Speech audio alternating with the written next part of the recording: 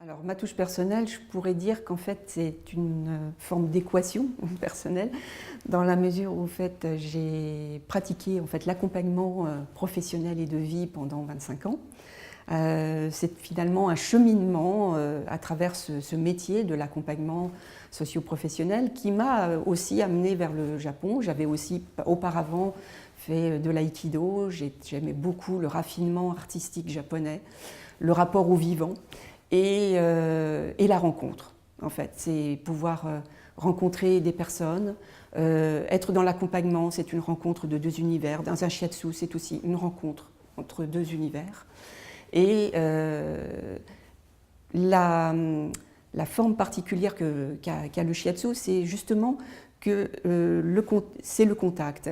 Et j'avais la sensation que dans l'accompagnement, je m'arrêtais quelque part où je souhaitais commencer. Et effectivement, le shiatsu a été la poursuite de cette aventure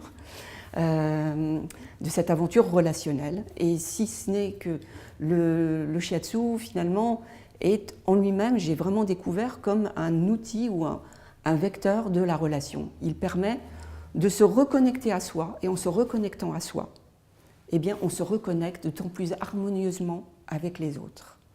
Donc c'est pour ça que je dis souvent que le shiatsu est vraiment un vecteur de la relation interpersonnelle, de l'harmonie entre les êtres.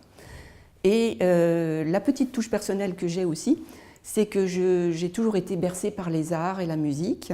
Je suis moi-même amateur musicienne, flûte traversière. Et je pratique aussi les arts plastiques, voilà, mais vraiment pour le plaisir. Et en fait, je pense que la poésie aussi, à laquelle je suis très sensible, c'est ce qui vient vraiment nourrir toute ma discipline, tout mon rapport à l'autre, parce que c'est comme une richesse finalement que je partage.